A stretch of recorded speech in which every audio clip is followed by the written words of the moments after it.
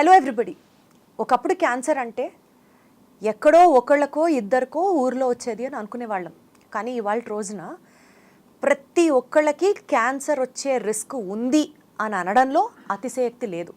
ఇక్కడ మనం నోటీస్ చేయాల్సిన పాయింట్, క్యాన్సర్లో లేటెస్ట్ డెవలప్మెంట్స్ ఎన్ని వచ్చినా సరే, క్యాన్సర్లో రీసెంట్ అడ్వాన్స్మెంట్స్ ఎన్ని చూస్తున్నా సరే, క్యాన్సర్ ఫస్ట్ స్టేజ్ అయితే తగ్గిపోతుంది, ఫోర్త్ స్టేజ్ అంటే చెప్పలేము అని అనుకునే మనలాగా భ్రమపడే వాళ్ళు ఉన్నా సరే, ఏది ఏమైనప్పటికీ కూడా cancer is still dreadful, which is challenging millions of the population around the globe. This is the hard fact. ప్రతి సంవత్సరం మన దేశంలో 13 లక్షల మంది నుంచి 30 లక్షల మంది వరకు కొత్తగా క్యాన్సర్ డిటెక్ట్ అవుతున్న వాళ్ళలో ఈ సంఖ్య పెరుగుతోంది అని అంటే ఏమాత్రం అతిశయోక్తి కాదు. అండ్ వన్స్ క్యాన్సర్ డిటెక్ట్ అయిన తర్వాత ఆ మనిషి లైఫ్ స్పాన్ 5 years అనడంలో కూడా you have to take things very very very seriously. Of course ఇండివిజువల్గా ఇది మారచ్చు, సిచ్యువేషన్ టు సిచ్యువేషన్ మారచ్చు, that's all a different scenario. కానీ మనం తినే ఫుడ్ దగ్గర నుంచి, మన లైఫ్ స్టైల్ దగ్గర నుంచి, మనం తీసుకునే స్ట్రెస్ దగ్గర నుంచి, లేని ఫిజికల్ యాక్టివిటీ దగ్గర నుంచి చాలా ఫీచర్స్ మనకి ఎన్ని తెలిసినా కూడా we still have to pay a lot of attention to know about what is cancer, types of cancer ఏంటి, ఏం తింటే క్యాన్సర్ రాదు, మనం ఎలా జీవించాలి, ఏ టైంకి ఏం తినాలి, ఎక్సెట్రా ఎక్సెట్రా ఎక్సెట్రా డీటెయిల్డ్గా డిస్కస్ చేద్దాం. ప్రముఖ consultant oncologist from Continental Hospital doctor EVS Suresh గారు ఉన్నారు. Very well renowned oncologist. Sir నమస్తే, I am glad to have you in my show today. నమస్తే అండి, thank you, pleasure is mine. ఎలా ఉన్నారు సార్? ఆల్ గుడ్ అండి, చెప్పండి. సార్, క్యాన్సర్ గురించి చాలా విన్నాము, చాలా మాకు తెలుసు. బయట ఫుడ్ తింటే క్యాన్సర్ వచ్చేస్తుంది, ప్యాకేజ్డ్ ఫుడ్ మానేస్తే క్యాన్సర్ రాదు. ఇంత ఈజీగా అయిపోయిన నేపథ్యంలో జనాలకి అవేర్నెస్ డెఫినెట్లీ పెరిగింది సార్. క్యాన్సర్ అంటే అమ్మో అని అనుకునే భయం ఇంకా ఉంది. ఈ ఇంటర్వ్యూ ద్వారా let's talk deep about what cancer is, మనం మన లైఫ్ స్టైల్ని ఎలా మార్చుకోవాలి, రీసెంట్ అడ్వాన్స్మెంట్స్ ఏంటి, అసలు క్యాన్సర్ అంటే ఏంటి అన్నది ఒక బేసిక్ స్టెప్ నుంచి let's try to talk all the facts sir. Absolutely. ఇప్పుడు మీరు ఒక మాట అన్నారు కదా, ఫుడ్ అన్నది చాలా ఇంపార్టెంట్ ఫ్యాక్టర్. మనకి 135% క్యాన్సర్లు ఫుడ్ ద్వారానే వస్తాయి. ఏ ఫుడ్ అంటే స్మోక్డ్ ఫుడ్ కావచ్చు, ప్రాసెస్డ్ ఫుడ్ కావచ్చు, ప్రిజర్వేటివ్స్ కావచ్చు, హై ఇన్ ఫ్యాట్, లో ఇన్ ఫైబర్, చెప్పుకుంటూ పోతే ఒక డిస్క్రిప్షన్ అనేది 100 పేజీలు రాయొచ్చు. What type of foods causes and what doesn't. ఒక్క ఇంగ్రీడియంట్ అంటే ఉత్తి ప్రాసెస్డ్ ఫుడ్ మానేస్తే నాకు క్యాన్సర్ రాదు, నేను బార్బిక్యూ ఫుడ్ తినకపోతే నాకు రాదు అనుకోవడం కూడా తప్పే. It's like A symphony. ఒక మంచి మ్యూజిక్ రావాలంటే 10 వాయిద్యాలు కలిపితే కానీ ఎట్లాగైతే రాదు, ఒక క్యాన్సర్ రాకుండా ఉండాలంటే అన్నీ కూడా మనకి అలా సంపాదనలో ఉండాలి. ఏ ఒక్కటి తేడా వచ్చినా సరే కూడా బేస్డ్ అపాన్ ఇట్స్ కంట్రిబ్యూషన్ మన బాడీ మీద ఇంపాక్ట్ని బట్టి మీకు దాని యొక్క డిసడ్వాంటేజ్ ఉంటుంది. అంటే ఫ్యూ మ్యూజిక్స్ ఉన్నాయనుకోండి, ఫ్యూ టోన్స్, ఒక పర్టికులర్ ఇన్స్ట్రుమెంట్ డామినెంట్గా ఉంటుంది. అలాగే మన బాడీలో కూడా కొన్ని డామినెంట్ పార్ట్స్ ఉంటాయి. అది ఎప్పుడైతే అబ్నార్మాలిటీకి వచ్చిందో then the balance will go out and you start having abnormal cells. దాన్ని మనం క్యాన్సర్ కణాలని చెప్పిన కూడా. సార్, ఒక బేసిక్ లేమన్ లాంగ్వేజ్గా మాట్లాడతాను సార్. క్యాన్సర్ అన్నది ఒక కామన్ పర్సన్కి అండర్స్టాండింగ్ ఎట్లుంటుందంటే, a cell has to undergo cell division. కానీ cancer cell multiple cell divisions జరిగి it gets divided into n number of cells. ఆ సెల్స్ అన్ని ఒక ట్యూమర్ లాగా ఫామ్ అయితే దట్ ఈస్ కాల్డ్ క్యాన్సర్. చాలా కరెక్ట్గా చెప్పారు. ఇది 1800 సంవత్సరంలో 1900 సంవత్సరంలో క్యాన్సర్ అంటే అదుపు తప్పిన కణజాలం, అన్కంట్రోల్డ్ సెల్ డివిజన్ అన్నది ఒక వెరీ ఇంపార్టెంట్ క్యారెక్టర్ అన్నారు. ఒక సెంచరీ గడిచిపోయింది, టెక్నాలజీ మారింది, సైన్స్ ఇవాల్వ్ అయింది, దానికి ఇంకొక 5 కొత్త క్యారెక్టర్స్ మనం కనుక్కున్నాం. అన్కంట్రోల్ గ్రోత్ ఒకటి, తనంతట తన ఆహారం తీసుకోగలగాలి, యాంజియోజెనిసిస్ అంటారు. వాడికి రక్తం ఉంటే తెప్పిస్తే అది బతకలేదు కదా. ఎక్కడి నుంచి అయితే రక్తం వస్తుందో అంటే మీ దారి వేసారు, అదే దారి నుంచి క్యాన్సర్ బయటకు కూడా వెళ్ళిపోతుంది. So that's how it spreads. So కాబట్టి ఇది కనుక్కునే నోబెల్ ప్రైజ్ కూడా ఇచ్చారు, యాంజియోజెనిసిస్ అన్నదానికి. అండ్ దాన్ని మనం ట్రీట్మెంట్ కింద కూడా వాడుకుంటున్నాం. ఆ బ్లడ్ వెసల్స్ ఆపే మందులు కూడా ఉన్నాయి, బెవసిజిమబ్ లాంటివి. అంతా పనిచేస్తున్నాను కదా, ఇందాక చెప్పాను కదా, ఇట్స్ మల్టీఫ్యాక్టోరియల్. సో ఎంత ఈజీ కాదు అది. అంటే ఒక సెల్ క్యాన్సర్ సెల్గా మారడానికి కారణాలు ఏమవుతాయి సార్? రైట్. సో ఇప్పుడు మనం ఇది అనుకున్నాం, ఇది యాంజియోజెనిసిస్ రావాలి, తర్వాత ఇమ్మోర్టాలిటీ. అంటే పుట్టిన ప్రతి కణం గిట్టక మానదు, అది మనకున్న సత్యం అది. Correct sir. దాన్ని ఎపోప్టోసిస్ అంటాం, సెల్ఫ్ సూసైడ్ అని కానీ ఎపోప్టోసిస్ కానీ అంటాం. ఇప్పుడు ఈ ఎపోప్టోసిస్లో ఏం జరుగుతూ ఉంటుంది అంటే ఒక సిగ్నల్ వచ్చి బాబు నీ పని అయిపోయింది, నువ్వు రిటైర్ అయిపోవాలి, ఇంక వెళ్ళిపో అని చెప్తాను బాడీకి. క్యాన్సర్ సెల్స్ అది ఉండదు, so they don't die. Okay. నాలుగో ముఖ్యమైన లక్షణం ఏంటి? They spread all over. ఒక చోట కూర్చో, అన్ని చోట్ల పెరుగుతూ ఉంటాయి. సో ఇదంతా కూడా ఏంటంటే ఒక కణం పెరుగుతున్న కొద్దీ కొత్త కొత్త చెడు లక్షణాలను అలవాటు చేసుకుంటూ ఉంటుంది. వీటిని ఎక్విజిషన్ ఆఫ్ న్యూ క్యారెక్టర్స్ కానీ మ్యూటేషన్స్ అని చెప్పి కానీ అంటూ ఉంటాం. ఇలా జరుగుతున్న కొద్దీ క్యాన్సర్ మొండిగా తయారవుతూ ఉంటుంది. సో ఆ మొండి క్యాన్సర్ అన్నది తొలి దశలో కూడా మొండిగా ఉండొచ్చు, ఆఖరి దశలోకి వెళ్ళిన తర్వాత మొండి తప్పచ్చు. అది మనం ఈ క్యాన్సర్ ఇలాగే ఉండాలని చెప్పి మనం చెప్పడానికి లేదు. అడిగారు ఇంకొకటి, ఏమని, సెల్ అన్నది క్యాన్సర్ కింద ఎలా మారుతుంది అని. ఒక నార్మల్ హెల్దీ సెల్ క్యాన్సర్ కింద ఎలా మారుతుంది? ఇప్పుడు మనం సెల్ డివిజన్ని ఒక కారు వెళ్ళడంతో పోల్చుకుందాం. ఓకే. ఒక సెల్ 2 సెల్స్ కింద వెళ్ళాలి అంటే నేను ఇక్కడి నుంచి ఇక్కడికి వెళ్ళాలి అంటే కారులో ఏం చేస్తాను, యాక్సిలరేటర్ ప్రెస్ చేస్తాను. రైట్. అక్కడికి వెళ్ళిన తర్వాత ఏం చేస్తాను, నా డెస్టినేషన్ వస్తుంది, నేను బ్రేక్ కొడతాను. అంటే ఒక సెల్ 10 సెల్స్ కింద మారిన తర్వాత ఆగిపోవాలనుకోండి, ఆ బ్రేక్ పడాలి. ఈ యాక్సిలరేటర్ని ప్రోటో ఆంకోజీన్స్ అంటాం. అందరికీ ఉంటాయి ఇవి, ప్రోటో ఆంకోజీన్స్. ప్రోటో ఆంకోజీన్స్ అంటే క్యాన్సర్ని ప్రమోట్ చేసేటువంటి జీన్. దీంట్లో కొద్దిగా మార్పులు జరిగాయి అనుకోండి, ఆ కంట్రోల్ పోతుంది. అంటే యాక్సిలరేషన్ నిమిషం బదులు 10 నిమిషాలు తొక్కితే వేరే చోటుకి వెళ్ళిపోతాం. So you have a lump. 10 బదులు 100 కణాలు వస్తాయి. మరి అలా జరగకుండా ఉన్న కోసం ఇంకో 2 మనకి గార్డియన్స్ ఉన్నాయి కదా, వాటిని ట్యూమర్ సప్రెసర్ జీన్స్ అంటాం. కారులో మనకి 2 ఉంటాయి కదా బ్రేకులు, హ్యాండ్ బ్రేక్, లెగ్ బ్రేక్. అలాగే ట్యూమర్ సప్రెసర్ జీన్స్ ఇప్పుడు 2 ఉంటాయి. అంటే మన బాడీ చాలా వెల్ డిజైన్డ్ బాడీ. అంటే we have proto oncogenes as well as tumour suppressor genes. Every person. Got it. ఇప్పుడు ఏమవుతుంది, బ్రేక్ ఫెయిల్ అయింది, క్యాన్సర్ వచ్చింది. అదే యాక్సిడెంట్ అంటే. అంటే ఏంటి, ఈ ట్యూమర్ సప్రెసర్ జీన్స్ ఎప్పుడు పేరెంట్స్ నుంచి వస్తాయి. అచ్చా. డిఫెక్టివ్ బ్రేక్స్ వచ్చాయి అనుకోండి, ఎర్లీగా క్యాన్సర్ వస్తుంది. అలా కాకుండా మన ఆరోగ్యాన్ని మనం పాడు చేసుకున్నాం అనుకోండి, అప్పుడు క్యాన్సర్ వస్తుంది. అంటే ఆల్కహాల్ స్మోకింగ్ మూలంగా ఈ బ్రేకులు ఫెయిల్ అవుతాయి. ప్రోటో ఆంకోజీన్ అంటే క్యాన్సర్ పెరిగేటటువంటి విధానం వేరు ఉంటుంది, ట్యూమర్ సప్రెసర్ జీన్స్లో ఉండే విధానం వేరే ఉంటుంది. అంటే మన అందరిలో క్యాన్సర్ ప్రమోషన్ జీన్స్ ఉన్నాయి, అందరికీ ఉంటాయి.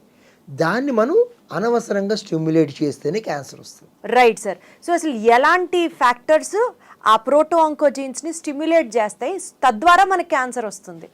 లేదంటే రెండోది కూడా అనుకున్నాక tumour suppressor genes. Correct. Tumour suppressor genes సాధారణంగా హెరిడిటరీ అవుతాయి, హెరిడిటరీ అండ్ జెనెటిక్.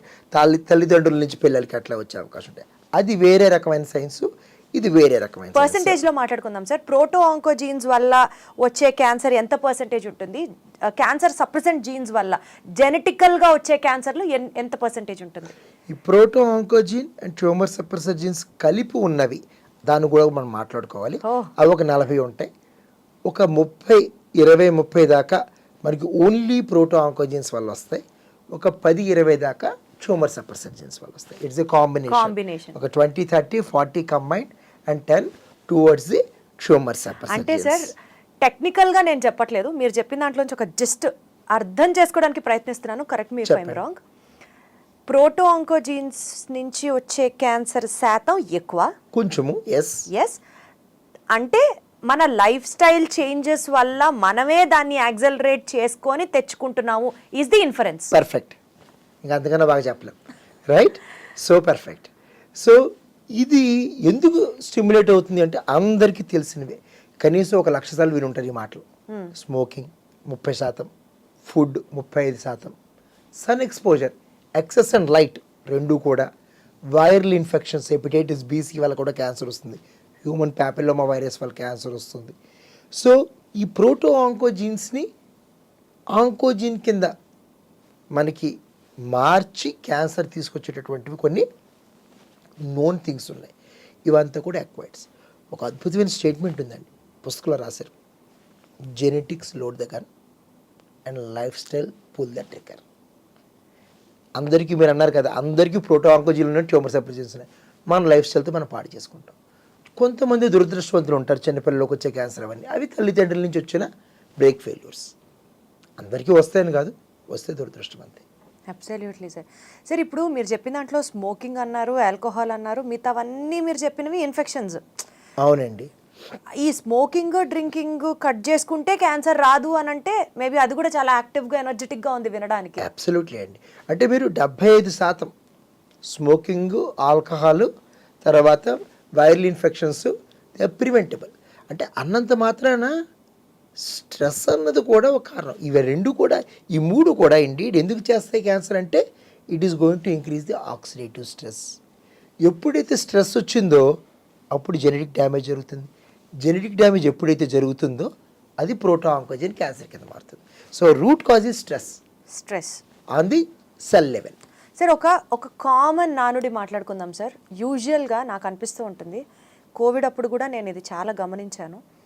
మనకి జ్వరం వచ్చింది అనుకుందాం ఫర్ ఎగ్జాంపుల్, జ్వరం మనల్ని ఏం చేస్తుందిలే. సపోజ్ కోవిడ్ పాజిటివ్ వచ్చింది, జ్వరం ఉంది, దగ్గుతున్నాము, ఎక్సెట్రా ఇవన్నీ బోల్డ్ చూసాం, వస్తుంది వెళ్ళింది అని ఈజీగా తీసుకున్న వాళ్ళు చనిపోయిన కేసెస్ని కూడా మనం చూసాం. అవునండి. ఎస్పెషల్లీ క్యాన్సర్ రిలేటెడ్లో నాకు తెలిసిన సర్కిల్లో చాలామంది అనే మాట, సపోజ్ బయట ఫుడ్ తినకూడదు అంటారు సార్. బయట ఫుడ్ తినకూడదు, ఇంట్లో చేసుకున్న ఫుడ్డే హెల్దీ, హైజెనిక్, ఎక్సెట్రా. నేను పుట్టినప్పటి నుంచి బయట తింటున్నా. నేను 30 ఏళ్ల నుంచి స్మోక్ చేస్తున్నా. రోజు మందు తాగుతా. నేను బాగానే ఉన్నాగా. ఇట్లా ఎడా పడితే అలా ఉన్నవాళ్లే బాగుంటారు. రూల్స్, హెల్త్ అని మాట్లాడిన వాళ్ళే తొందరగా పోతారు. ఇది జనరల్గా అనుకుంటూ ఉంటారు అందరూ. ఏం చెప్తారు సార్ ఇలాంటి వాళ్ళకి? అంటే మీరు ఇప్పుడు స్మోక్ చేయకూడదు అన్నారు, డ్రింక్ చేయకూడదు అన్నారు, లైఫ్ స్టైల్ చేంజెస్ అన్నారు. మరి ఇవి ఇష్టం వచ్చినట్లు లైఫ్ ఎంజాయ్ చేసే వాళ్ళే బాగున్నారని అర్థమా? ఇందాకటే ఎగ్జాంపుల్కి వెళ్దామండి. సీట్ బెల్ట్ పెట్టుకోవాలి, 60 నుంచి 80 లోపుగా డ్రైవ్ చేసుకోవాలి, మహా అయితే 100 దాటకూడదంట. 250 డ్రైవ్ చేసి సేఫ్గా వచ్చిన వాళ్ళు కూడా ఉంటారు. బట్ దాని రూల్ కింద మనం మాట్లాడుకోలేము. అతను అదృష్టవంతుడు అంతే. ఓకే, కొంతమందికి జన్యువులు చాలా గట్టిగా సో ఇందులో మనం ఇంకొక చిన్న విషయం తెలుసుకుందాం. ఏంటంటే ఒక కణంలో 1 ట్రిలియన్ జీన్స్ ఉంటాయి, 10^12. ఒక రోజుకి 6 ట్రిలియన్ సెల్స్ డివైడ్ అవుతాయి. ఓకే, ఒక కణం 2 కణాల కింద అవ్వాలంటే 1 ట్రిలియన్ జిరాక్స్ కాపీలు కావాలి కదా. ఎగ్జాక్ట్గా అలాగే జరగాలి కదా. Exactly sir. అంటే 7 × 10^24 ఆ నెంబర్ని నాకు ఇంగ్లీష్లో ఏమన్నా కూడా తెలియదు. అది అన్ని ఎర్రర్స్ జరుగుతున్నప్పుడు 1,00,000 క్యాన్సర్ కణాలు ప్రతి ఒక్కరికి తయారవుతాయి. మీకు, నాకు కూడా, నో ఎగ్జంప్షన్. అందరికీ కూడా, ఈ రూమ్లో కూర్చొని ప్రతి ఒక్కరికి కూడా 1,00,000 క్యాన్సర్ కణాలు అయితే తయారవుతూనే ఉంటాయి. ఎందుకంటే ఎర్రర్స్ అన్నవి కోటానుకోట్లలో ఉంటాయి. మన బాడీలో మిస్ మ్యాచ్ రిపేర్ జీన్స్, ఇందాక జీన్స్ గురించి మాట్లాడుకున్నా, అవన్నీ రిపేర్ చేయగా మిగిలిపోతాయి. మిగిలిపోతే వాటిని మన ఇమ్యూనిటీ వచ్చి తొలగిస్తాం. ఇమ్యూనిటీ ఎలా కనిపెడుతుంది దీన్ని అంటే దానికి కూడా ఒక చిన్న కథ ఉంది. ఇది బోర్డర్ సెక్యూరిటీ ఫోర్స్ లాంటిది మాట. ఇది ఏంటంటే మనం ఏదైనా కంట్రీకి వెళ్ళాలంటే పాస్పోర్ట్ ఇవ్వాలి, లేదంటే వీసా ఉండాలి. మన బాడీలో ఏదైతే బ్యాక్టీరియా ఉన్నాయో వాటికి వీసా ఉన్నట్లు. మిగతా అన్ని కణాలు, ఇప్పుడు నా బాడీలో ప్రతి కణానికి సురేష్ అని పేరు రాసి ఉంటుంది. దేనికైతే ఈ క్యాన్సర్ కణంలో డూప్లికేట్ పాస్పోర్ట్ అది. సో అది వచ్చి ఐడెంటిఫై చేసి దాన్ని చంపేస్తుంది. ఎందుకంటే దాని పనే అది. ఇమ్యూనిటీ పని ఏంటంటే illegal immigrants. Very controversial political word ఇప్పుడు ప్రస్తుతం బజింగ్ అది. ఓకే, సో ట్రంప్ అవన్నీ వింటూనే ఉన్నాం. సో వీటిని ఎలిమినేట్ చేస్తుంది. ఎలిమినేట్ చేస్తున్నప్పుడు 2 విషయాలు జరగచ్చు. ఒకటి, క్యాన్సర్ స్మార్ట్ అయింది అనుకోండి, దాని పాస్పోర్ట్ ఎంత అందంగా ఉంటుందంటే అది నిజమే అనుకుంటుంది. అలా ఎస్కేప్ అయిన సెల్స్ని చంపడం ఆల్మోస్ట్ ఇంపాసిబుల్. లేదనుకోండి, క్యాన్సరు 1,00,000 బదులు 40 లక్షల క్యాన్సర్ కణాలు వచ్చాయి అనుకోండి, పోలీసులు 10 మంది, దొంగలు 100 మంది అయితే దొంగలు ఎడుగుతారు. అంతే కదా. అక్కడ కూడా క్యాన్సర్ ఎడుగుతుంది. అంటే మన ఇమ్యూనిటీ సరిపోదని చెప్పని. ఇప్పుడు ఈ ఆల్కహాల్ ఇవన్నీ ఏవైతే చూసుకుంటున్నామో ఇదంతా కూడా బ్యాడ్ సెల్స్ని పెంచుతాయి, ఎర్రర్స్ పెరుగుతాయి. 1,00,000 బదులు 3 లక్షల క్యాన్సర్లు అవుతాయి. But if their immunity is very strong by some means, I don't know, అదంతా గాడ్ రిటర్న్ అవుతుంది, ఎగ్జాక్ట్గా వాళ్ళకి మాత్రం క్యాన్సర్ రాదు. ఇప్పుడు ఇంత మంచి లైఫ్ స్టైల్ ఉన్నవాడికి ఇమ్యూనిటీ కర్మం చాలక తక్కువ ఉన్నా, లేదంటే సమ్హౌ క్యాన్సర్కి ఒక పర్ఫెక్ట్ ఐడియా దొరికింది ఇమ్యూనిటీ నుంచి తప్పించుకోవడానికి, ఎగ్జాక్ట్ డూప్లికేట్ పాస్పోర్ట్ చేసుకుంది, దురదృష్టం అంతే.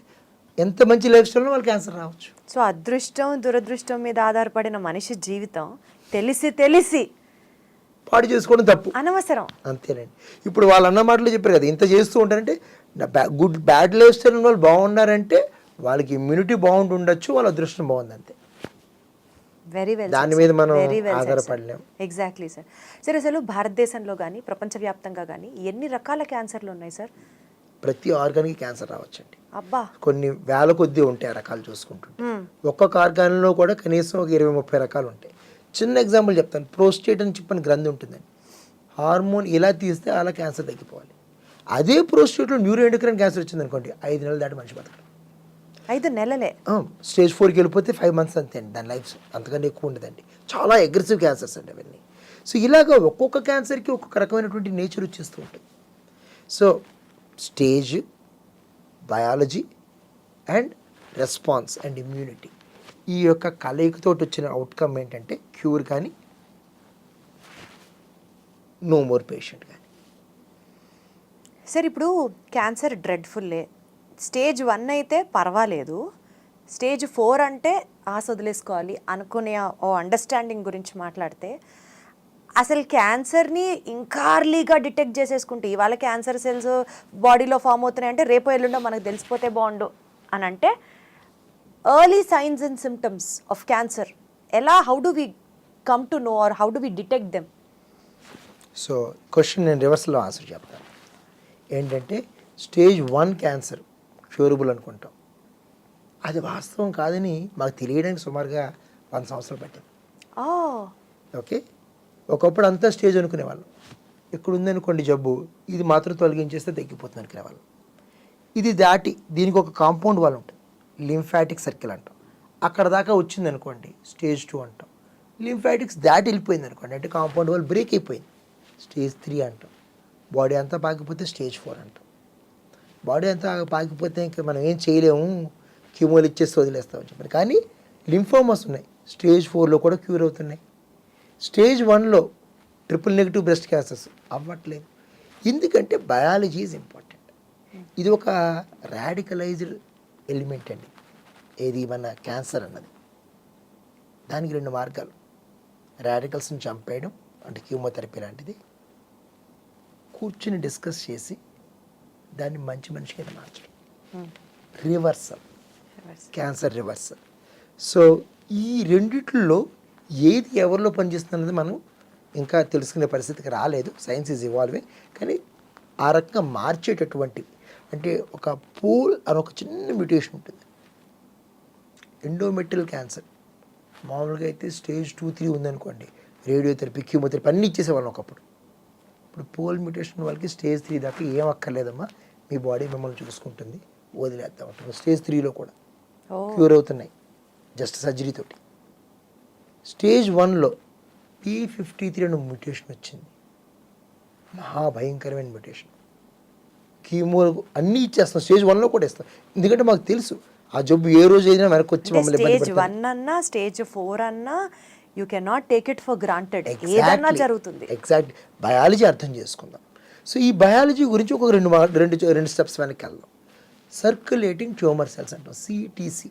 సర్జరీ చేసి తొలగించిన తర్వాత బాడీ లోపల ట్యూమర్కి సంబంధించిన ఆనవాళ్ళు 1,000,000 కణాల్లో ఒకటి ఉన్నా సరే కనుక్కునే టెక్నాలజీ లిక్విడ్ బయాప్సీ, సిటీసీ అంటాం. అచ్చా, ఓకే. మన దగ్గర అది అవైలబుల్ ఉంది, ఇండియాలో అవైలబిలిటీ ఉంది. కొంచెం ఖరీదైంది, 1,00,000-2 లక్షల రూపాయలు ఉంటుంది ఒక్కొక్క టెస్ట్ కాస్ట్. ఓకే, సో అది 3 సంవత్సరాలు చేసుకోవాలి, 3 నెలలకు ఒకసారి. So that's going to be prohibitively expensive, అందుకోసం కామన్గా వాడట్లేదు మనం. అలా కాకుండా ప్రిపాండరెన్స్ అంటే ఏంటి, జెనెటిక్ మీకు వచ్చే అవకాశం ఉందా అని కనుక్కోవడానికి. అంటే ఈ మనం ఇందాక అనుకున్న బ్రేక్స్ బాగున్నాయా లేవా, కార్ సర్వీసింగ్ టైప్ మనం. సో అన్నీ బాగున్నాయా లేదా చెక్ చేసుకునేటువంటి జెనెటిక్ స్టెబిలిటీ టెస్టింగ్స్ కొన్ని ఉన్నాయి. సో ఈ అన్నీ చేసుకోవడం వల్ల మన యొక్క రిస్క్ ఏ కేటగిరీలో ఉన్నాం, హై, ఇంటర్మీడియట్, లోలో ఉంటే ఇమ్యూనిటీని మెయింటైన్ చేసుకుంటే కొంతవరకు అటు ఇటు అయినా పర్లేదు.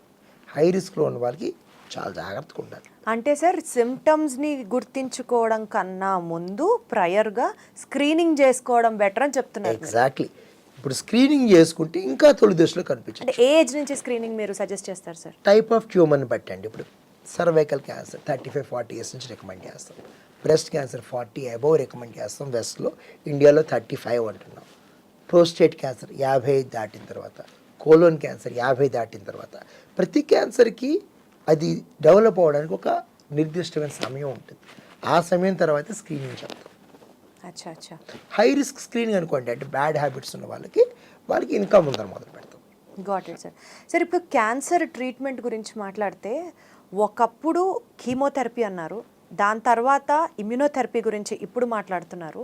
అంటే as we are progressing ahead in terms of technology, in terms of cancer treatment, సర్జరీలు చేసి ఆ ట్యూమర్స్ని రిమూవ్ చేసే స్టేట్ నుంచి ఒక చిన్న ప్రోబ్ని పంపించి లోపల దాన్ని రిమూవ్ చేసే స్టేట్ దాకా ఎదిగినప్పుడు, why do we have to still panic about cancer sir?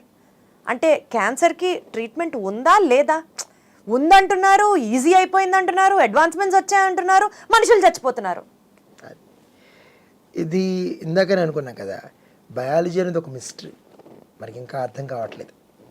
కానీ ఉన్న వాటిల్లో హైయెస్ట్ రిజల్ట్స్ ఏ రకంగా చేస్తే వస్తాయన్న సిస్టమిక్ రీసెర్చ్ ద్వారా కొన్ని గైడ్లైన్స్ వస్తాయి. ఆ గైడ్లైన్స్ ప్రకారంగా చూసుకుంటే కొన్ని క్యాన్సర్ సర్జరీకి రెస్పాండ్ అవుతాయి, కొన్ని కీమోకి, కొన్ని ఇమ్యూనోథెరపీకి. ఇప్పుడు PDL1 పాజిటివ్ అయితే ఇమ్యూనోథెరపీకి రెస్పాన్స్ అవుతుంది. ERPR పాజిటివ్ కేసులు హార్మోన్ థెరపీకి రెస్పాన్స్ అవుతాయి. ఇలాగ ఒక రకమైనటువంటి ఫ్రేమ్వర్క్లో 100% అంటే మేము కూడా జ్యోతిష్యం టైప్లో చెప్పగలుగుతాం, 30% మేము కూడా తప్పవచ్చు. ఎందుకంటే it is beyond the science కాంప్రహెన్షన్కి చాలా బియాండ్ ఉంది. ఇదంతా కూడా 70% నిజం అవుతుంది, 30% we still lose, we accept. సరే, నాకు ఎప్పుడు అనిపిస్తుంది సార్, డాక్టర్ అయినా, ఎంత గొప్ప ఆంకో సర్జరీ అయినా or whatever it is, ఏ డాక్టర్ అయినా at the end of the day even he is human. Exactly అండి. ఒక కేసు ఓటీలో చేస్తున్నప్పుడు సపోజ్ ఒక ట్యూమర్ తీయాలి సార్, ఒక పెద్ద ట్యూమర్ ఉంది, దాన్ని తీయాలి ఒక డాక్టర్, ఆర్ ఒక ప్రాణాపాయ స్థితిలో ఉన్న ఒక క్యాన్సర్ పేషెంట్కి తిరిగి మళ్ళీ ప్రాణం పోయాలి అని అనుకుందాం. ఆ సర్జరీ జరిగేటప్పుడు సార్ డాక్టర్లు కూడా దేవుడికి దండం పెట్టుకుంటారా? ఖచ్చితంగా అండి, నేనైతే పెట్టుకుంటాను. సర్జన్ కాదు, కానీ రోజు దండం పెట్టుకుంటే కానీ వెళ్ళను. అందరికీ బాగుండాలని చెప్పి కోరుకోవడం అనేది ఒకటైతే, అంటే ఆ మనిషి ప్రాణం ఆ డాక్టర్ చేతిలో ఉంది సార్. చాలా వింతగా అనిపిస్తూ ఉంటుందండి. కొన్ని ఇన్ఫెక్షన్స్ వస్తూ ఉంటాయి, అది రాకూడదని కోరుకుంటూ పెట్టి తెప్పిస్తే మనం చేయడానికి ఏం లేదు. క్లీన్ రూమ్లో పెడతాం పేషెంట్ని, ఒక్క ఫంగస్ 0 ఇమ్యూనిటీ ఉన్నప్పుడు మనిషి ప్రాణాలు తీసుకున్న ఉదాహరణలు కనీసం 20 ఉంటాయి నా లైఫ్లో. చెప్తారా సార్? ఒకటి చాలా ఉన్నాయి, including my own father's case. అంటే చాలా ఇబ్బందిగా ఉంటుంది. ఏంటంటే అంత సక్సెస్ అయిపోయింది, బాగుంది అనుకుంటాం, కరెక్ట్గా ఇమ్యూనిటీ బాడీలో సెటిల్ అవ్వడానికి 5 నెలలు పడుతుంది. 5 నెలల్లో ఒక చిన్న ఫంగస్ వచ్చిందంటే ఇంకంతే, ఆ పడ్డ ఆనందం అంతా కూడా నిమిషంలో ఆవిరైపోతుంది. పేషెంట్కి మాకు ఉన్న ఒక డైలమా ఏంటంటే, ఇప్పుడు బ్లాక్ ఫంగస్ లాంటిది వచ్చింది అనుకోండి, బోన్ మ్యారో ట్రాన్స్ప్లాంట్ తర్వాత అలా రోజు డిటీరియేట్ అవుతూ ఉంటారు, మందులు లేవు మా దగ్గర. ఆపాలి అంటే తప్పు చేసినట్టు అనిపిస్తుంది, కంటిన్యూ చేస్తే బాధ పెంచినట్టు అవుతుంది. ఏదో ఒకరోజు ఒక 1%లో బతుకుతారా అని చెప్పిన ఆశతో మనం ఉన్నాం అనుకోండి, 2 నెలలు ఎక్కువ బాధ పెట్టామా పేషెంట్ అని చెప్పని, ఈ డెసిషన్స్ తీసుకోలేం.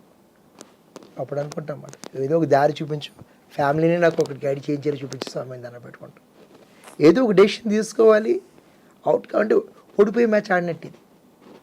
ఇప్పుడు క్రికెట్లో కూడా చూస్తూ ఉంటాం కదా, ఇంకా ఆడక తప్పదు మనకి. చాలా ఇబ్బంది ఉంటుందండి, చాలా ఇబ్బంది. అందుకనే నా దృష్టిలో doctors are like equal to God sir. Stress దేవుడిని నమ్ముకుంటాం. ఒక పుస్తకంలో రాస్తుంది కదా, I'm ashamed that my profession depends on suffering, but I'm thankful that you chose me as a instrument to heal అని చెప్పి రాస్తాడు. ఎంత బాగా రాశాడు సార్, ఎంత బాగా రాశాడు sir. That's I always bow my head before doctor sir. Great. So coming back to this sir, cancer ట్రీట్మెంట్లో లేటెస్ట్ డెవలప్మెంట్స్ గురించి మాట్లాడితే కొత్తగా మేము వినింది ఏంటంటే సార్, మేబీ అది మీకు చాలా కామన్ అయి ఉండొచ్చు, but still cancer treatment and అవుట్కమ్స్లో precision medicine is now playing a huge role. Correct. అంటే ఏంటి sir, what is precision medicine? It's like మన ఇంట్లో ఒక ఆర్గనైజ్ చేసుకున్నాం అనుకోండి, ప్రతి వస్తువుని ఒక చోట పెట్టుకున్నాం అనుకోండి, మనకి వెతకడం సులువు అవుతుంది. ఓకే, ఇది అంటే మనకి ఆ పర్టికులర్ దాని గురించి ఎంత అవగాహన ఉంటే మనం అంత టార్గెటెడ్గా వెళ్ళచ్చు. ఇప్పుడు ఒక జీపీఎస్ పెట్టుకుని ఒక ప్లేస్కి వెళ్ళడం సులువు. లేదు అంటే మీకు ఆ దారి తెలిసి ఉండాలి. ఓకే, 10 ఏళ్ళ తర్వాత మొత్తం హైదరాబాద్ మారిపోయినట్టుగానే ట్యూమరు 10 గంటల్లో మారిపోతుంది. 10 గంటల్లో మారిపోతుందా సార్? వాటి చేంజెస్ అలా వస్తూ ఉంటాయి. ఓ, సో ఎన్ని మార్పులు జరిగాయి, ఎక్కడెక్కడ జరిగాయి, ఎక్కడ రోడ్ బ్లాక్స్ ఉన్నాయి, ఎక్కడ డైవర్షన్స్ ఉన్నాయి, ఇదంతా కూడా డీకోడ్ చేసేటువంటి టెక్నాలజీని ప్రెసిషన్ మెడిసిన్ అంటాం. జన్యువులు తెలుసుకుంటాం, ఏ మందు ఏ సైడ్ ఎఫెక్ట్ వస్తుందో ఫార్మకో జీనోమిక్స్ ద్వారా తెలుసుకుంటాం, ఏ మందుకి ఎంత రెస్పాన్స్ వస్తుందో కీమో సెన్సిటివిటీ ద్వారా తెలుసుకుంటాం. ఇలా ఒక ఒక ఒక కంగ్లోమేటర్ ఆఫ్ థింగ్స్ని చూసుకుని దాన్ని బట్టి okay I will choose this for this duration and I expect this అని చెప్పే విధానాన్ని ప్రెసిషన్ మెడిసిన్ అంటాం. దీని ద్వారా సైడ్ ఎఫెక్ట్లు తక్కువ ఉంటాయి, effects are predictable and better. Side effects అంటే అడగాలనిపిస్తుంది sir. Usually cancer patient treatment అయిన తర్వాత జుట్టు ఊడిపోతుంది, వెయిట్ లూజ్ అయిపోతారు, చాలా చేంజెస్ అయిపోతుంది బాడీలో. మనిషిని చూసి చూడగానే పాపం వీళ్ళు క్యాన్సర్ ట్రీట్మెంట్ అండగో అయ్యారా అని అనిపిస్తూ ఉంటుంది. అసలుకే స్ట్రెస్ వల్ల క్యాన్సర్ వచ్చింది అని మనం అనుకుంటే ట్రీట్మెంట్ జరుగుతూ ఉన్నప్పుడు కూడా ఆ పేషెంట్ చాలా స్ట్రెస్కి గురవుతాడు కదా sir. Maybe because of the societal stress, or maybe because of the financial stress, or maybe because నా బాడీ ఇంత భరించడం కష్టం, నాకు అవసరమా అనుకున్న స్ట్రెస్ కానివ్వచ్చు. పెయిన్ లేకుండా క్యాన్సర్ ట్రీట్మెంట్ అనేది అసలు లేదా సార్? అసలు ఉండదా? అంటారు కదా, నో పెయిన్ నో గెయిన్. అంటే తప్పదు, ఎంతో కొంత బాధ. ఎందుకంటే మా మందుల డిజైన్ అలా ఉంటుందండి. కీమోథెరపీ అంటే ఏంటి అంటే పెరిగే కణాలను చంపు అని చెప్పింది. అంటే ఒక అల్లరి జరుగుతుంది అనుకోండి, నిజంగా జెన్యూన్గా అల్లరి మూకలు లేనివాడు కూడా రోడ్డు మీద వస్తే వాడు కూడా 2 దెబ్బలు పడతాయి. మా మందులకు కూడా తేడా తెలియదు, ఎవడు మంచాడు ఎవడు చెడ్డాడు. ఏం చేస్తాయి, ఏదైతే కణం పెరుగుతుందో అని చంపేస్తుంది. జుట్టు పెరుగుతుంది కదా, అది కూడా క్యాన్సర్ అని అనుకుంటుంది. మా మందులకు తేడా తెలియదు కాబట్టి పోతుంది. కానీ ఎటు చేయండి అంటే హెల్దీ సెల్స్ 20-25 డేస్లో రికవర్ అవుతాయి, క్యాన్సర్ సెల్స్ 3 months పడుతుంది రికవర్ అవ్వడానికి.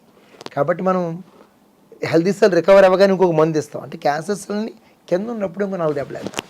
So one the enemy is down you deliver more punches.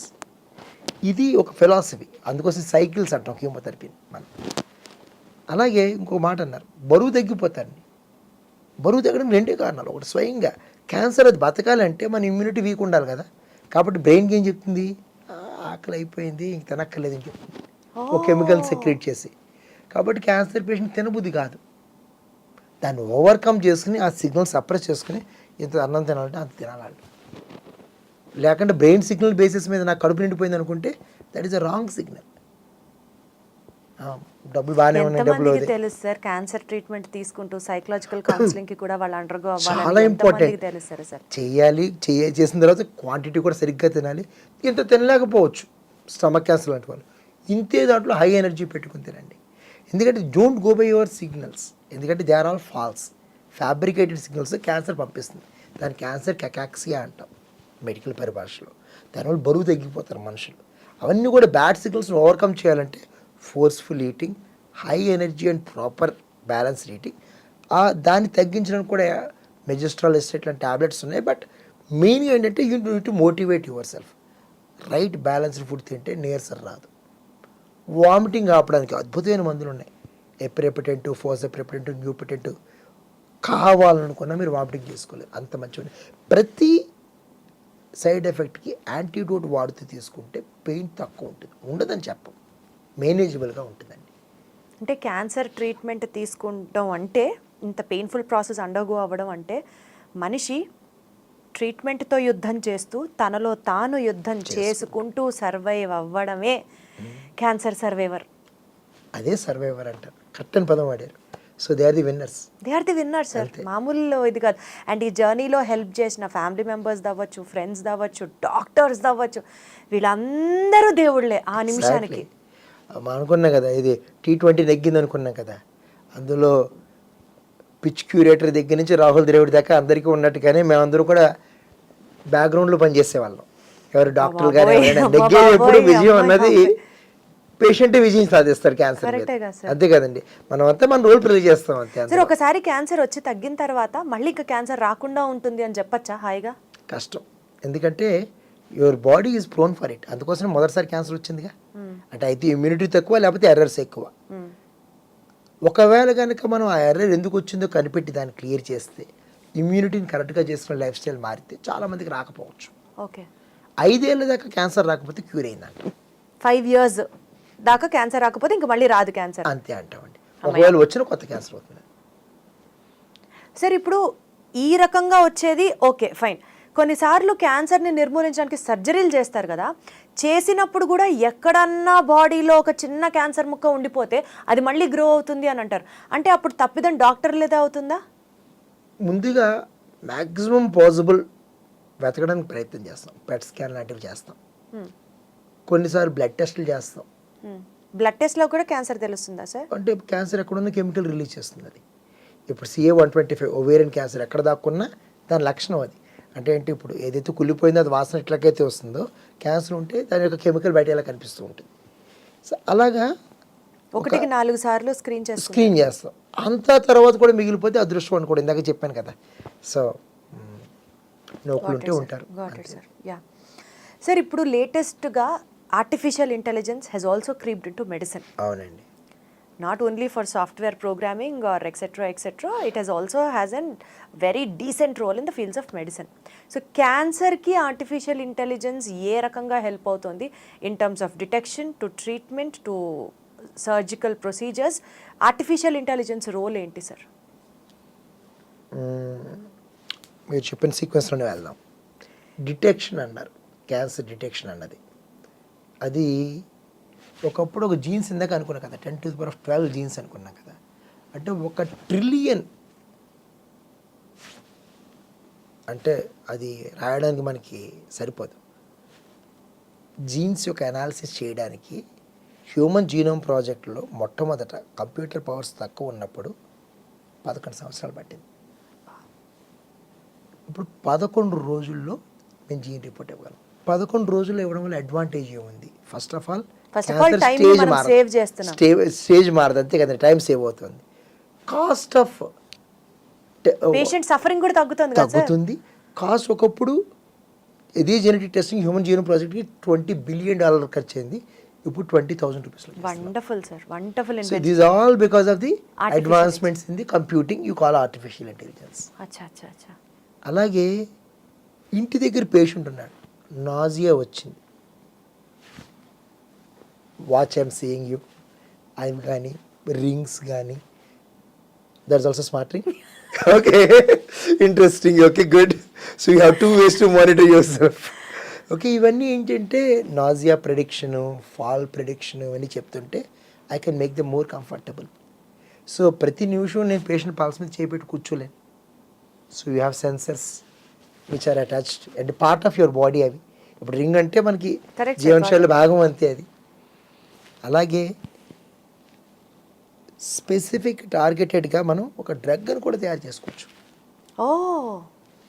CAR-T cell therapy, ఇదంతా కూడా అడ్వాన్స్మెంట్ ఇన్ ది ఇంజనీరింగ్లో వచ్చింది. మన క్యాన్సర్ని తీసుకుంటాం, మన ఇమ్యూనిటీకి బాబు ఇలా ఫైట్ చేయాలి, it is like a focused training, అలా చేసుకోవచ్చు. ఈ మధ్య ఒక 5 యూనివర్సిటీలతో కలిపి నేను పనిచేశాను. సో వాళ్ళందరి దగ్గర నుంచి కూడా నేను కొంత డేటా సేకరించి మేము ఒక స్పెషల్ థింగ్స్ తయారు చేసాం. అంటే మ్యామోగ్రామ్ అనేది చేస్తారు ఉమెన్కి కదా, బ్రెస్ట్ క్యాన్సర్ డిటెక్షన్. మాకున్న ఆశ్చర్యంగా కలిగిన విషయం ఏంటంటే, ఒక 39-40 సంవత్సరాలు ఒక యువతి చనిపోయారు. బ్రెస్ట్ క్యాన్సర్ ట్రీట్మెంట్ అయిపోయింది, అంతా బాగుంది అనుకున్నాం.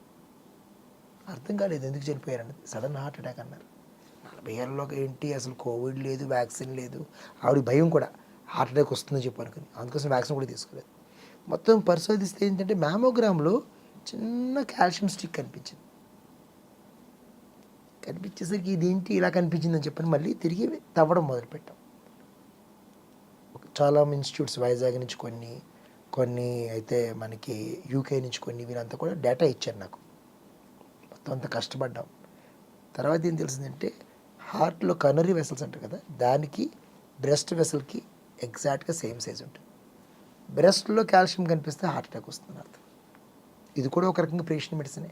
మీరు మ్యామోగ్రామ్ అలాగే రొటీన్గా చేయించుకుంటారు, అందరూ బ్రెస్ట్ ఆర్టరీలో కనుక కాల్షియం కనిపించిందంటే వాళ్ళకి భవిష్యత్తులో హార్ట్ దే అటాక్ ఆర్ వస్తుంది. Risk to heart attack. వాళ్ళందరికీ యాంజియోలు చేయడం కోసం చేసాం మేము. 185 మందికి బ్లాక్స్ ఉన్నాయి. అవి కూడా 95% బ్లాక్స్ ఎవరికైతే కాల్షియం వచ్చింది. సో సో అప్పటిదాకా అసలు ఆ పాయింటే ఆలోచించలేదు. ఆఫ్టర్ దిస్ లేదు. పేషెంట్ ఆ, ఈ వర్షన్ ఆఫ్ ఇది ఒక 6 సంవత్సరాల క్రితం జరిగింది ఇది. సో అంటే ఇంకా ఒమేగాలో ఎక్కడ డాక్టర్లకు పనిచేస్తున్నా తెలియని గుర్తు కూడా మెడిసిన్ లేదు. కూడా చాలా ఉంది సార్. అంటే ఇప్పుడు ఏమైందంటే అది తెలిసిన తర్వాత మేము తిరిగి చూడాలనుకుంటే 5,000 ఇమేజెస్ నా ఒక్కడి వల్ల కాదు. అక్కడ నాకు హెల్ప్ చేసింది ఏంటి? Artificial intelligence, hidden patterns. అలాగే మేము ఒక ల్యాబ్లో పనిచేస్తున్నప్పుడు ఒక క్యాప్ అక్రెడిటెడ్ ల్యాబ్లో చూసుకుంటున్నాం. గ్లోబులిన్ పెరిగి కాల్షియం పెరిగి క్రియాటినిన్ పెరిగితే వాళ్ళకి 5 సంవత్సరాల్లో మైలోమా అనే జబ్బు వచ్చింది. ఈ ప్యాటర్న్స్ అంతా కూడా కొన్ని మిలియన్స్ ఆఫ్ డేటా చేసుకోవాలంటే మనకి ఏ హెల్ప్ కావాలి. కానీ ప్రతిదానికి దాన్ని అడిగితే సమాధానం చెప్పలేదు. ఇప్పుడు నాకు తెలుసు కాబట్టి, నేను అనుమానించాను కాబట్టి ఈ కాల్షియం ఉందా లేదా, హార్ట్కి సంబంధం ఉందా లేదా ఒకసారి చూడమని చెప్పాను దాన్ని డేటాకి. So your code or your programming is as good as your input. Garbage in garbage out అంటారు. So AI cannot solve everything. AI can do it in a faster way. అలాగే రోబోటిక్స్ అంటాం. చేతులు వణుకుతే కొంతమందికి పెద్ద సర్జన్స్ అయిపోయిన తర్వాత, లేదంటే చిన్నవాళ్ళు కూడా టెన్షన్లో కత్తి వణికింది అనుకోండి, సర్జరీ కొద్దిగా ఇబ్బంది అవుతుంది. ఆ మోషన్ ఎర్రర్స్ అంతా కూడా తీసి స్మూత్గా చేసుకునే టెక్నాలజీ అన్నది ఇప్పుడు రోబోట్స్లో వాడుతున్నారు. కాబట్టి సర్జన్స్ ఆర్ పెర్ఫార్మింగ్ బెటర్. చేసేది సర్జనే, కానీ robot is going to help them.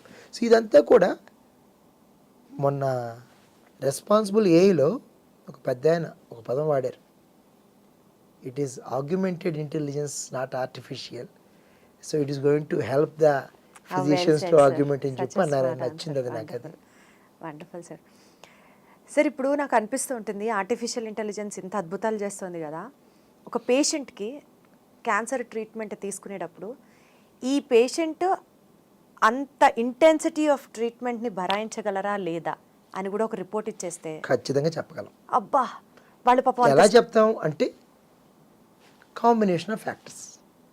ఇందులో modifiable, non modifiable, situation dependent కింద మనం చూసుకుందాం. ఇప్పుడు నాన్ మోడిఫైబుల్ కొన్ని జీన్స్ ఉన్నాయి, మనం ఏం చేయలేం. అంటే ఆ మందు ఇస్తే కానీ క్యాన్సర్ క్యూర్ అవ్వదు, ఆ డోసు పెడితే సైడ్ ఎఫెక్ట్ వస్తుంది, తప్పదు, ఇంక భరిస్తాం. You need to prepare yourself. Modifiable, ఈ రకమైన మోడిఫికేషన్ చేస్తే ఎక్కువ సక్సెస్ వస్తుంది, అది చేయడం ద్వారా కూడా మనకి సక్సెస్ అనేది అచీవ్ చేయొచ్చు. మూడోది సిచ్యువేషన్ డిపెండెంట్. ఈ రెండింటిని కూడా మనం ప్రిపేర్ చేసుకుంటే you are going to achieve what you told. Very nice to hear this sir. Sir correct మీ ఇఫ్ ఐఎమ్ రాంగ్, బికాజ్ నాకు డెఫినెట్లీ మీ అంత నాలెడ్జ్ లేదు, తెలీదు, బట్ స్టిల్ అర్థమైంది దాని ప్రకారం. కీమోథెరపీ చేస్తే, రేడియేషన్ ఇస్తే క్యాన్సర్ సెల్స్ ఎక్కడున్నాయో మనకి తెలీదు. సో మొత్తం కీమోథెరపీ చేస్తారు. సో రేస్ బాడీ అంతా వెళ్తాయి. ఒక ఆర్గన్ మీదే పనిచేస్తుంది అని కాదు, మల్టిపుల్ ఆర్గన్స్ని ఎఫెక్ట్ చేస్తుంది.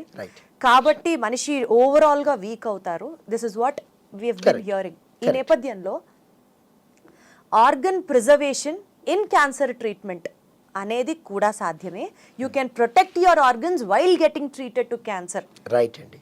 అని అంటే అది ఎలా చేయాలి sir? How do we do that? ముందర ఇన్సూరెన్స్లు రాసుకుంటావా ఆర్గన్ ప్రిజర్వేషన్ అంటే? అంటే ఆర్గన్ ప్రిజర్వేషన్ అంటే ఎట్లా ఉంటుందంటే అండి, ఇది ఇస్ బిట్ మోర్ కాంప్లెక్స్. ఇప్పుడు ఏదైనా పర్టికులర్ ఆర్గన్కి ఒక ఫంక్షన్ ఉంటుంది, ఆ ఫంక్షన్ మాత్రం ప్రిజర్వ్ చేస్తాం. అదా ఆర్గన్ ప్రిజర్వేషన్ అంటే? అంటే ఇప్పుడు కిడ్నీ ఉందనుకోండి, ట్యూమర్ ఎక్కడో పైపోల్ మీద ఉంది, మొత్తం కిడ్నీ తీయడం దేనికి? జస్ట్ ఆ ట్యూమర్ని తొలగించామనుకోండి, function of the kidney is preserved. క్యాన్సర్ని ఇప్పుడు అలా వదిలేయలేం. అలాగే ఇప్పుడు ఓకల్ కార్డులో క్యాన్సర్ ఉంది, సో ఫంక్షన్ ఏంటి? ఓకల్ కార్డుతో మాట్లాడటం. 2 రకాలు చేసుకోవచ్చు. ఎర్లీగా స్ట్రిప్ ఆఫ్ చేసుకున్నట్టయితే సర్జరీతో కూడా ఆర్గన్ ప్రిజర్వ్ చేసుకోవచ్చు, లేదంటే రేడియేషన్ ఇచ్చి కాల్ చేస్తాం, మొత్తం ట్యూమర్ అంతా కరిగిపోతుంది. సో ఇలాగా ఒక ఆర్గాన్ని దాని యొక్క ఫంక్షనాలిటీ మారిపోకుండా, ఇప్పుడు లింబ్ కన్జర్వేషన్ అంటాం, లింబులో ఇక్కడ ట్యూమర్ ఉంది, ఒకప్పుడు ఇక్కడ తీసేసేవాళ్ళు కాదు, అలా కాకుండా ఇప్పుడు ట్యూమర్ మాత్రమే తీస్తున్నారు, మిగిలిన దానికి రేడియేషన్ పెడుతున్నారు. We are using the combinations to achieve the best results. Sir ఒక పేషెంట్కి, క్యాన్సర్ పేషెంట్కి రేడియేషన్ ఇవ్వాలా, కీమోథెరపీ ఇవ్వాలా, ఇమ్యునోథెరపీ చేయాలా, సర్జరీ చేయాలా అన్నది ఎలా తెలుస్తుంది సార్? స్టేజ్ని బట్టండి. అచ్చా. ఎర్లీ స్టేజ్లో సర్జరీ సరిపోవచ్చు, టైప్ని బట్టి. కొన్నిటిలో ఎర్లీ స్టేజ్లో కూడా ఉత్తి కీమో సరిపోవచ్చు, అట్లా ఉంటాయండి. సార్ ఇప్పుడు సర్వికల్ క్యాన్సర్ ఒకప్పుడు ఒక ఎరా మొత్తం క్యాన్సర్ క్యాన్సర్ క్యాన్సర్ అని మాట్లాడారు, తర్వాత బ్రెస్ట్ క్యాన్సర్ అని మాట్లాడారు. ఇప్పుడు నడుస్తున్న ఎరా అంతా people are stressing more about cervical cancer. అవునండి. సర్వికల్ క్యాన్సర్కి సంబంధించిన వ్యాక్సిన్ అసలు ఎన్ని సోషల్ మీడియాలో reels, short videos vaccine promote చేస్తూ జనాలకి అవేర్నెస్ తెప్పించడానికి, అది ఇప్పుడు ఎంత ట్రెండ్ అయిపోయిందంటే పెళ్ళి ఫిక్స్ అయిన తర్వాత హల్దీ రోజున సర్వికల్ క్యాన్సర్ వ్యాక్సిన్ చేయించుకోవడం, అది ఓపెన్గా చూపించుకోవడం has become the talk of the town. Will that really help sir? నన్ను అడిగితే ఈ మార్పే చాలా అద్భుతం అంటాను నేను. చాలా ఆనందం. ఎందుకంటే సర్వికల్ క్యాన్సర్ అనేది 100% ప్రివెంటబుల్ క్యాన్సర్ కేటగిరీలో నేను దాన్ని చూస్తాను. హెచ్పివి, హ్యూమన్ ప్యాపిలోమా వైరస్ అన్నది ఎప్పుడైతే ఒక స్త్రీకి సర్విక్స్ దగ్గరికి వెళ్ళి కూర్చుంటుందో అక్కడి నుంచి అది ఒక డ్యామేజింగ్ అన్నది, ఒక హాని చేయడం మొదలు పెడుతుంది. సర్విసైటిస్ అంటాం. బాడీ రిపేర్ చేసుకోవడానికి ప్రయత్నం చేస్తుంది. అది మళ్ళీ హాని చేస్తుంది, మళ్ళీ రిపేర్ చేస్తుంది. అంటే ఒక గోడని 10 సార్లు బద్దలు కొట్టి 10 సార్లు రిపేర్ చేస్తే పునాదులు ఏదో ఒకరోజు వీక్ అయిపోక తప్ప, అండ్ ఇట్ విల్ కొలాప్స్. అలా రిపేర్ డ్యామేజ్లు ఏదో ఒక రోజు క్యాన్సర్ వస్తుంది. సాధారణంగా పురుషుడి నుంచి స్త్రీకి వస్తుంది ఈ సర్వైకల్ హెచ్పివి అన్నది. ఎప్పుడైతే మనం వ్యాక్సిన్ వేసుకున్నామో అక్కడ ఆల్రెడీ యాంటీబాడీ ఉంటుంది. కాబట్టి డ్యామేజ్ అవ్వక మునిపే మనం వైరస్ని క్లియర్ చేసేస్తాం. అంటే you don't allow it to happen. అంటే మనకి మీరు హల్దీ అన్నారు, హల్దీకి, మ్యారేజ్కి, తర్వాత హస్బెండ్ వైఫ్ రిలేషన్షిప్కి ఉన్న మధ్యలో గ్యాప్ అన్నది తగినంత ఉంటే, అంటే 3 నెలల దాకా ఉంటే, the intended purpose is solved. అంటే ఒక డోస్ వేసుకున్న తర్వాత దానికి యాంటీబాడీస్ వచ్చాయంటే, ఒకవేళ పొరపాటున మేల్ నుంచి వచ్చిన 3 monthsకి యాంటీబాడీస్ వస్తాయి అని చెప్పి మొదలవుతాయి. 6 నెలలకి పీక్లో ఉంటాయి. అప్పుడు బూస్టర్ వేస్తే లైఫ్ లాంగ్ ఉండిపోతాయి. అచ్చా. సో కాబట్టి 026 కానీ 016 కానీ వేస్తాం. అంటే ఆ మాత్రం గ్యాప్ ఉందనుకోండి, you have enough antibodies, you can be assured that ఆ రాంగ్ ఇన్ఫ్లమేషన్ అనేది సెట్ అవ్వదు సర్విక్స్. సరే, ఆడవాళ్ళకి ఎక్కువ వస్తుందా క్యాన్సర్, మగవాళ్ళకి ఎక్కువ వస్తుందా?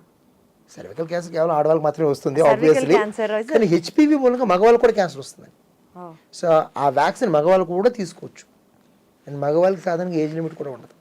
ఎందుకంటే ఇది oral cancer, head and neck cancer, anal and penile క్యాన్సర్స్కి ఇది హెచ్పివి అన్నది వస్తూ ఉంటుంది. ప్రివెన్షన్ చాలా గ్రేట్ ఇది. ఇది type of vaccine important. Nano valent vaccine కానీ ఆఫ్టర్ వ్యాలెంట్ కానీ తీసుకోవాలి.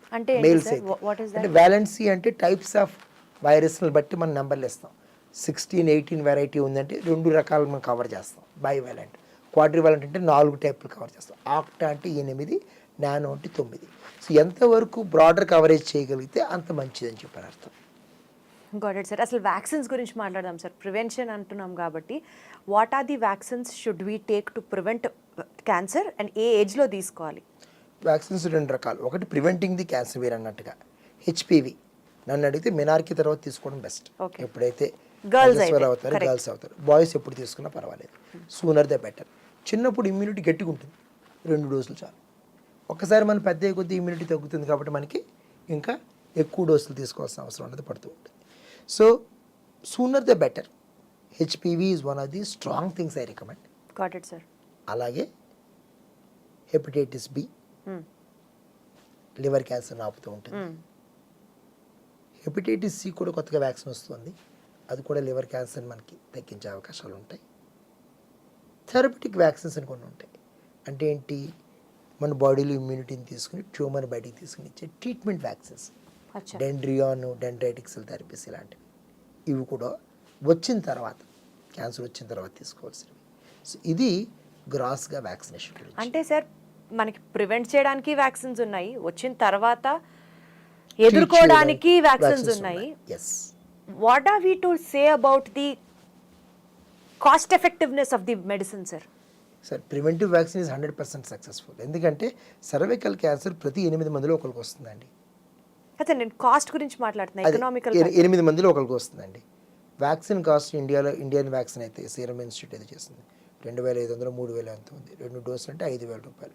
8 మంది ఉమెన్నే కవర్ చేయాలంటే 40,000 రూపాయలు. అందులో ఒకరు క్యాన్సర్ ఖచ్చితంగా వస్తుంది కదా, క్యాన్సర్ ట్రీట్మెంట్కి 5 లక్షలు అవుతుంది. అంటే 40,000 నేను పెట్టి ఇప్పుడు నేను ఒక బిజినెస్ మాట్లాడితే 50,000 పెట్టి 5 లక్షలు సేవ్ చేసినట్టే కదండి. It's up to people to decide అంతే. అంతే కదండి. సఫరింగ్ నేను మాట్లాడట్లేదు, దట్ ఈస్ నాన్ క్వాంటిఫైబుల్. ఎంత బాధపడతారు ఆ స్త్రీ, ఒక స్త్రీ అన్నది ఫ్యామిలీకి ఒక మూలాధారం. అంటే ఆవిడ మీదే ఆధారపడి పొద్దున్న తిండి దగ్గర నుంచి కష్టాలు పంచుకోవడం దగ్గర నుంచి ఏమైనా సరే తను లేకపోతే ఫ్యామిలీ ఉండదు. తను లేకపోవడం అనేది చాలా పెద్ద మాట అంటున్నాను నేను. 3 నెలలు లేకపోయినా కష్టమే మనకి ట్రీట్మెంట్, ఎందుకంటే అంత డిపెండెన్సీ ఉంది ఇంకా మన సొసైటీలో. అంతే కదండి.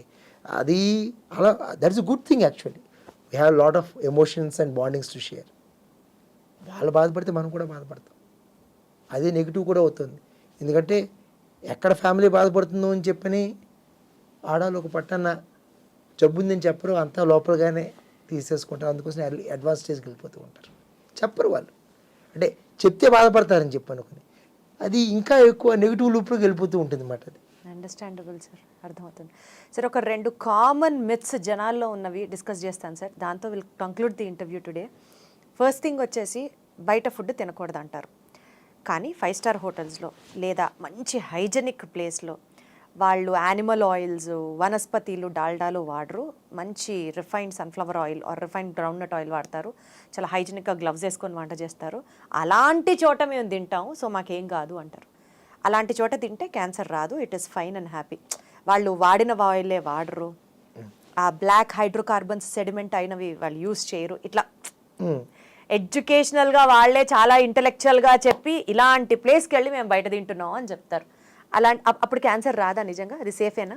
అంటే ఫుడ్ వల్ల వచ్చే క్యాన్సర్లో ఉన్న 10 కారణాలు అనుకోండి, ఒక చిన్న ఎగ్జాంపుల్.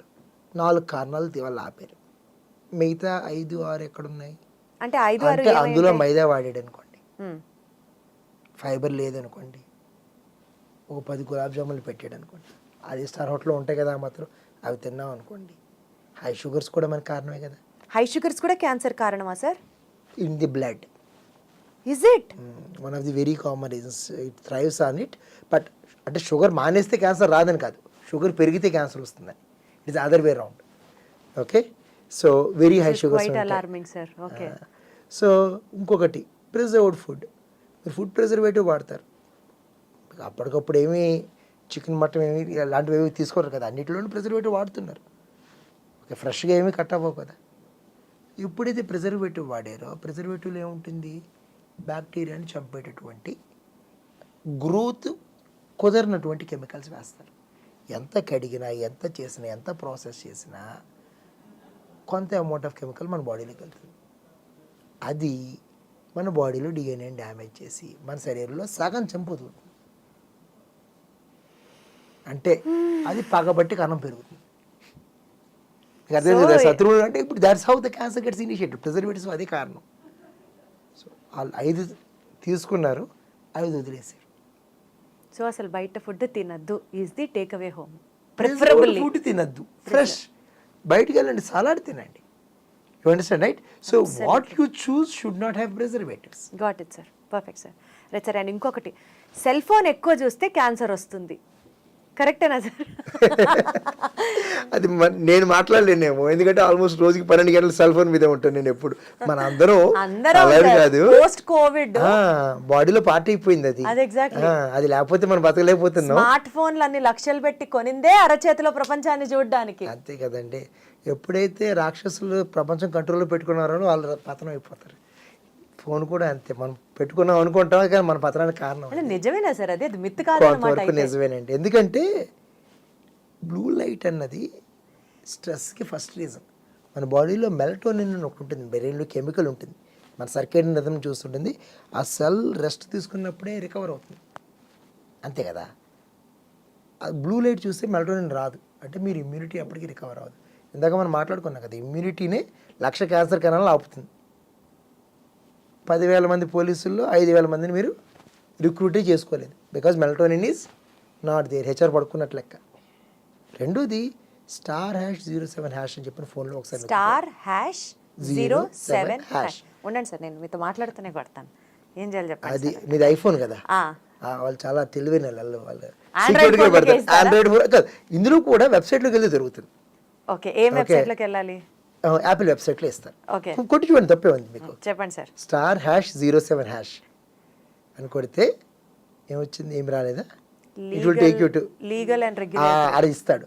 దాని దగ్గర నుంచి వెళ్తే మీకు ఇస్తాడు. అందుకోసం డైరెక్ట్గా ఎవరైనా చెప్పాను అది యాపిల్. ఐఫోన్. సో ఐఫోన్ మీది ఏ మోడల్ అండి? ఇది మీది 16 Pro Max. 16 Pro Max 1.1 అండి దాని వాల్యూ. నేను వెతుక్కుని కొనుక్కున్నాను అని చెప్పడమాట. సో ఇందులోకి వెళ్ళి ఏది టైప్ చేయాలి ఇప్పుడు? లీగల్ మీరు లేదంటే వెబ్సైట్లో గూగుల్లో వెళ్ళి కొట్టినా what is the sir value of iPhone 16 అంటే ఇచ్చేస్తుంది మీకు. సో మిగతా ఫోన్లో మ్యాండేటరీ, ఆండ్రాయిడ్లో అయితే what is it's sir value. SAR value అంటే ఒక నిమిషం పాటు ఆ ఫోన్ మీ దగ్గర పెట్టుకున్నప్పుడు అంత ఎనర్జీని, రేడియేషన్ని మీ బాడీకి అది ట్రాన్స్ఫర్ చేస్తుంది. కణాలు డ్యామేజ్ అవుతాయి. కణాలు డ్యామేజ్ అయితే మీరు శత్రువుని పెంచుతున్నారు అక్కడ. సో సార్ వాల్యూ ఎంత ఉంటే సేఫ్? <1 is okay. 0.5 to 1 ఉంటే 15-20 నిమిషాల పాటు మీ ఫోన్ పెట్టుకోవచ్చు. <0.5 ఉంటే అరగంట దాకా కూడా ఫోన్ మీ పక్కన పెట్టుకోవచ్చు. తర్వాత ఫోన్కి 2 అడుగులు బ్రేక్ ఇవ్వాలి, 2 అడుగులు దూరం ఇవ్వాలి, ఆపాలి. ఫోన్లో సినిమా చూడటం అనేది అత్యంత ప్రమాదకరమైంది. ఫస్ట్ బ్లూ లైట్, రెండోది సార్ ఇప్పుడు ఏదో వైట్ గ్లాసెస్ వచ్చేసాయి కదా సార్. వైట్ గ్లాసెస్లోనో లేకపోతే స్క్రీన్ గార్డ్ వైట్ వేసేసుకుంటే బ్లూ లైట్ని మనం ప్రివెంట్ చేస్తాము. కొంతవరకు తగ్గుతుంది. అది చెప్పాను కదా, ఇంపాక్ట్ అయితే exactly remove it of. Exactly. So కాబట్టి 2 రకాలు, ఇమ్యూనిటీ తగ్గడం, డ్యామేజ్ పెంచడం. సో మీ సార్ వాల్యూ కంట్రోల్లో ఉన్నంతసేపు, మీరు బ్రేక్ ఇచ్చినంతసేపు మొబైల్స్ ఆర్ సేఫ్. కానీ ఇవ్వలేం మనం, ఎడిక్టింగ్గా ఉంటాయి. But this is a very important screening factor. రోజుకి 12,000 అడుగులు వేసామా, ఎన్ని క్యాలరీలు తిన్నామో, దీంతో పాటు రోజుకి మన సార్ వాల్యూ ఎంత ఉందో కూడా చెక్ చేసుకోవాలి అన్నది అర్థమవుతుంది సార్. బట్ సార్ మీతో మాట్లాడిన ఈ conversation it seem to be so productive. చాలా సింప్లిఫై చేసి పెద్ద పెద్ద కాన్సెప్ట్స్ని కూడా మీరు అర్థమయ్యేటట్టు చెప్పారు సార్. ఐ మీన్ చాలా ఇన్ఫర్మేటివ్గా నేనైతే చాలా తెలుసుకున్నానని అనుకుంటున్నాను మీతో మాట్లాడిన ఈ కాన్వర్జేషన్. ఇది డెఫినెట్లీ ప్రజలందరూ కూడా దాన్ని అర్థం చేసుకొని వి విష్ టు క్యాన్సర్ని ప్రివెంట్ చేయడానికి కానీ లైఫ్ స్టైల్ చేంజెస్ దగ్గర నుంచి ఏం తినాలి దగ్గర నుంచి ఒక అవగాహన పెరుగుతుంది అని అయితే అనుకుంటున్నాను సార్. రైట్ అండి. Thank you so much sir. Thanks అండి. And for more videos, Please subscribe to iDream. Please subscribe to iDream. Please subscribe iDream. And please subscribe to iDream. For more videos, subscribe to iDream. please like, share and subscribe to the channel. Congratulations, iDream. Subscribe to iDream. Subscribe to iDream. So subscribe to iDream Media. iDream ki iDream team అందరికి huge congratulations. Please subscribe iDream Media. Please subscribe to iDream. Subscribe iDream. Please subscribe to iDream. iDream అంటే నా కళల channel subscribe చేసుకున్న నోరు తిరుగుతలేదు, మీరైతే గంట గుర్తు కొట్టండి. For more such videos, please subscribe to iDream. Subscribe to iDream. Please subscribe to iDream. Please subscribe iDream Media. Please do subscribe to iDream. Please subscribe to iDream Media. For best entertainment and information, please subscribe iDream. And don't forget to subscribe to iDream.